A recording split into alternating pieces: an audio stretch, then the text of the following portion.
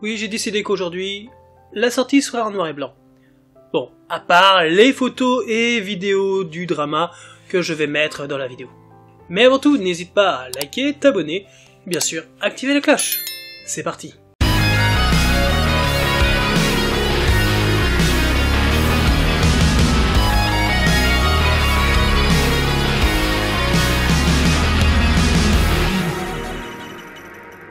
Salut à tous, je vous retrouve aujourd'hui pour vous parler du court mais néanmoins intense drama M of Death que vous pouvez trouver sur Netflix. C'est un drama de 2018 appartenant au genre drame historique mais aussi à la romance. Il compte 6 épisodes qui ont été reformés pour en faire 3 de plus d'1 heure pour la plateforme. Le drama n'est pas la première adaptation de cette histoire, puisqu'elle a inspiré les auteurs pendant des décennies, et ce dès 1969 avec un film la racontant déjà, puis en 1991 avec un second nommé Death Song. Sans oublier le roman In Place of Death de Han Seo-jin.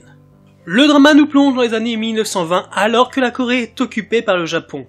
Kim Woo-jin est un jeune dramaturge coréen faisant ses études en littérature anglaise à Tokyo et dirigeant une petite troupe de théâtre dont le but est de faire vivre la culture coréenne.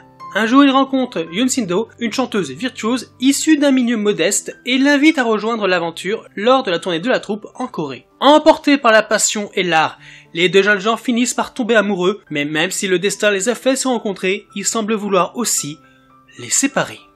Pourquoi regarder ou ne pas regarder ce drama ? Bien déjà, si tu es comme moi un passionné d'histoire, qui veut en savoir plus sur diverses personnalités ayant vécu à des périodes historiques données, ça va te plaire. Car ici, on nous présente une histoire vraie, une histoire d'amour tragique entre l'écrivain Kim Woo-jin et la première soprano coréenne Yoon Sin-do, considérée également comme la première chanteuse K-pop de l'histoire. C'est pas rien. Mais aussi, si tu aimes les belles romances, les romances tragiques et la Roméo et Juliette, eh bien, le drama saura t'envoûter. C'est un drama qui est relativement court. En gros, une soirée, tu te poses et tu lances et c'est fini. C'est un drama d'ailleurs que je voulais voir depuis un certain temps, mais j'attendais vraiment le bon moment. Et quand toutes les conditions ont été réunies, eh bien, je me suis lancé, j'ai plongé au cœur de cette histoire et je ne regrette absolument rien. En même temps, un drama aussi mini soit-il qui réunit en tant que lead l'un de mes acteurs favoris, Lee Jong-soo, et mon actrice favorite, ma belle et si envoûtante Shin Hye-sun, je ne pouvais qu'être conquis. Une nouvelle fois, les acteurs ne m'ont absolument pas déçu. Et interprètent avec douceur, intensité, force, ces personnages qui ont su marquer les esprits et l'histoire grâce à leur histoire d'amour. Alors que Jong-soo nous fait ressentir la détresse morale de son personnage au travers son économie d'expression faciale et son ton monocorde, il n'en demeure pas moins élégant et lumineux quand il doit interagir avec sa partenaire, reflétant alors l'alchimie qui découle d'eux et donne vie à cette romance intemporelle.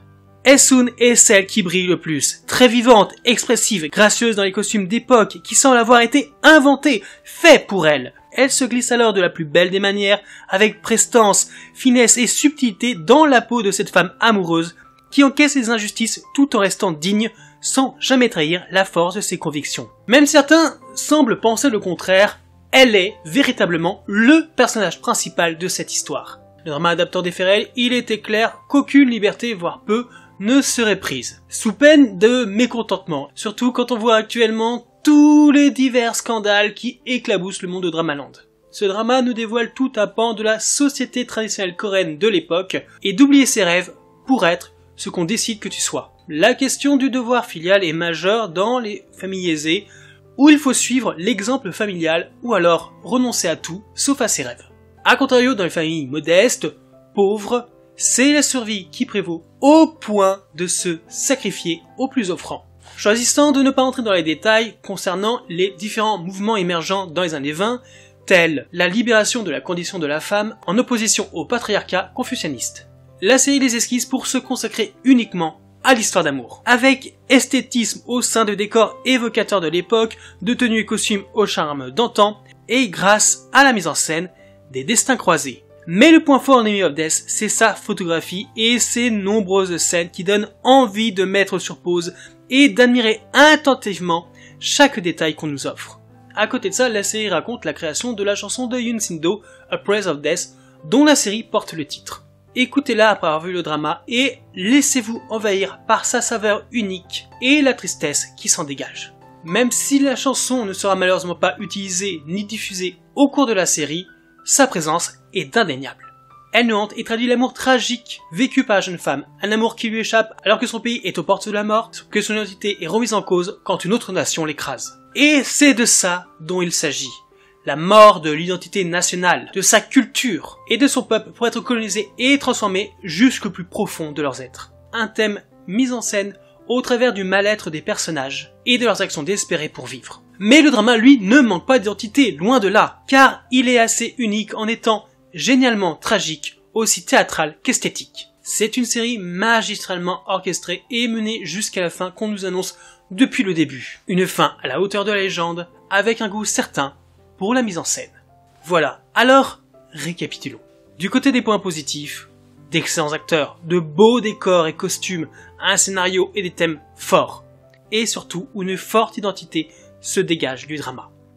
Mais du côté des points négatifs, on remettra le fait que le drama est trop court, et bien sûr l'absence de la chanson In Praise of Death. In Praise of Death est donc une curiosité unique à mi-chemin entre l'histoire vraie et la romance, aux thèmes aussi variés qu'envoûtants. La série nous amène alors dans un univers d'une beauté certaine. C'est un drama émouvant qui nous fait redécouvrir une histoire vraie et passionnante, tout en dépeignant une époque troublée mais sans jamais se montrer caricatural. Je vous recommande vivement de le voir si ce n'est pas déjà fait, ne serait-ce que pour l'intérêt historique et culturel déjà. Et on remercie Netflix d'avoir pu amener dans nos contrées une œuvre aussi inattendue que passionnante qu'on a eu du mal à voir autrement. Et toi, l'as-tu vu? Qu'en as-tu pensé? N'hésite pas à me le dire en commentaire pour qu'on en discute. Sinon c'est tout pour moi, alors je vous dis à bientôt pour une prochaine vidéo. Bye.